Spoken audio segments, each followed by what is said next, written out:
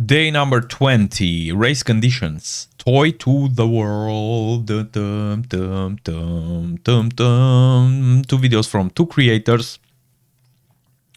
How happy this guy is. It's awesome. Actually, after this, to be honest, this is my first AOC event that I did and recorded from day one to the end. And I see a lot of cool creators that I have to check and follow after this. So yeah, let's go. Task number 1, introduction. The best festival company has launched its limited edition sleighing toy with only 10 pieces available at midnight. Within seconds, thousands rushed to buy one, but something strange happened. More than 10 lucky customers received confirmation emails stating that their orders were successful. Confusion spread fast. How could everyone have bought the last toy? McSkitty has called in to investigate. She quickly noticed that multiple buyers purchased at the exact moment, slipping through the system's timing flaw. Sir Carrotbane, mischievous bandit bunnies, had found a way to exploit this chaos, flooding the checkout with rapid clicks. By morning, TBFCs faced angry shoppers, missing stock, and a mystery that revealed just how dangerous a few milliseconds could be during the holiday rush. Actually, to be honest, a few milliseconds, how important they are. In the in the Christmas Eve this year, Steam shop actually was down multiple times, like almost hours, half a day was down. Learning objectives. Understand what race conditions are and how they can affect web applications. Learn how to identify and exploit race conditions in web requests. How concurrent requests can manipulate stock or transactions values. Explore simple mitigation techniques to prevent race conditions vulnerabilities. We have them actually let's start the vulnerable machine, and then we can connect to the machine IP. Answer the questions below. I can successfully connect to the machine. Yeah, we can. Task number 2, race condition. A race condition happens when 2 or more actions occur at the same time, and the system's outcome depends on the order in which they finish.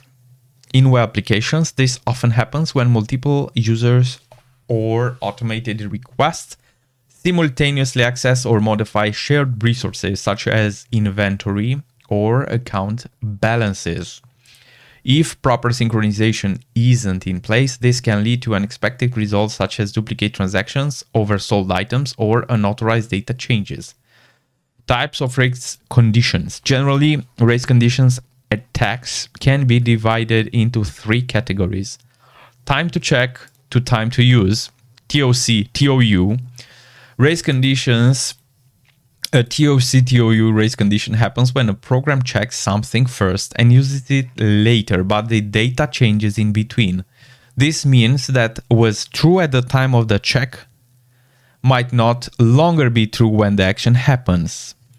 It's like checking if a toy is in stock, and by the time you click buy, someone else has already bought it. Yeah, so Black Friday stuff actually.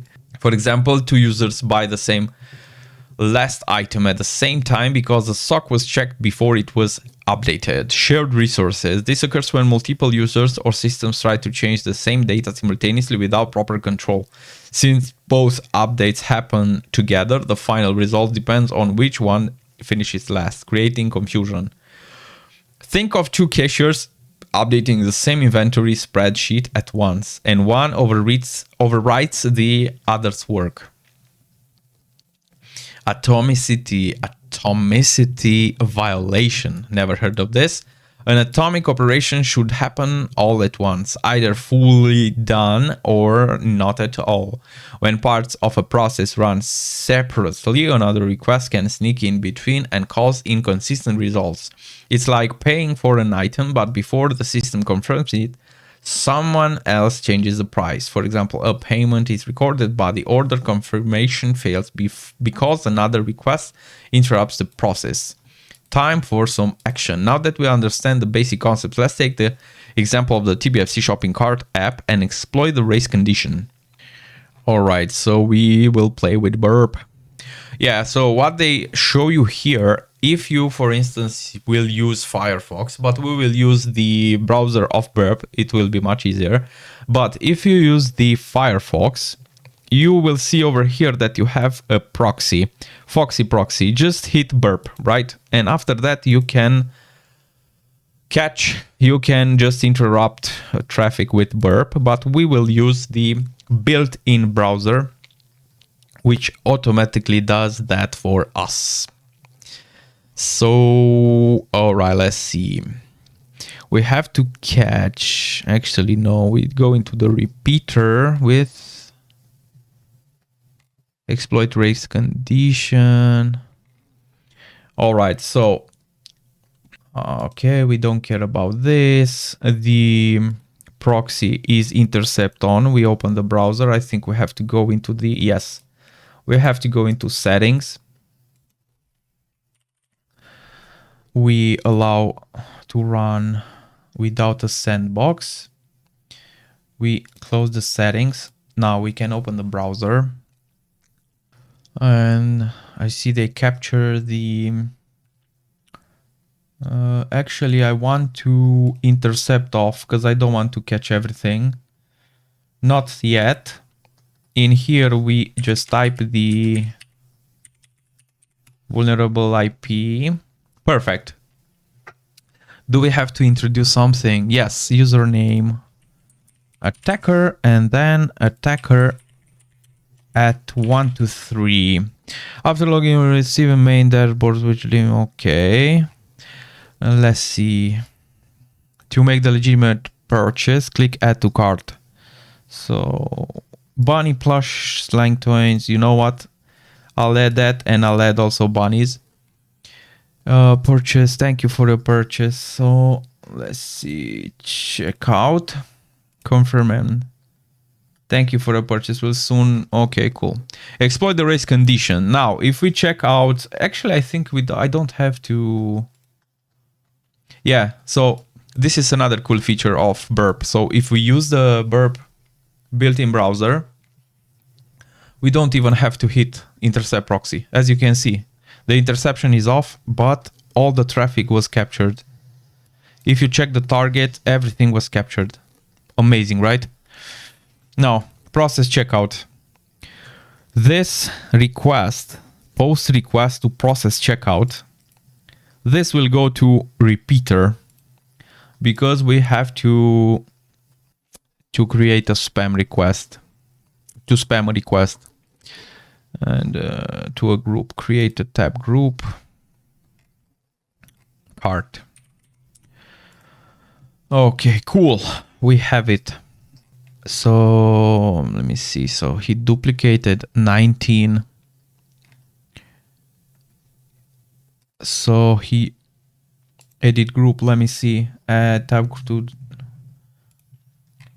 Because I see here. So he duplicated 19. For example, okay, so we'll duplicate. Okay, so he did this. Send to repeater. This one, duplicate tab. Let's see.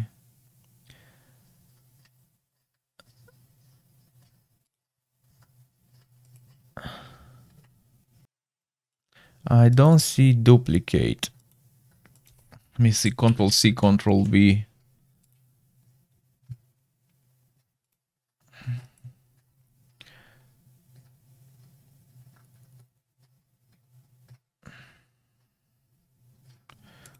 I'll add it there. This one, duplicate tab, but let me see. Yeah, okay, I'll duplicate this. And duplicate, like, let's say 10 times. Duplicate it. And in the cart, we have 12. Awesome.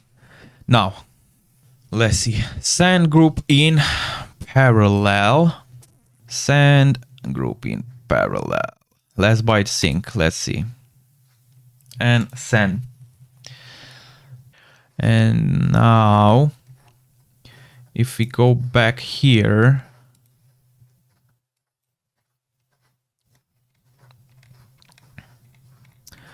you can see, let me see, go back to the shop.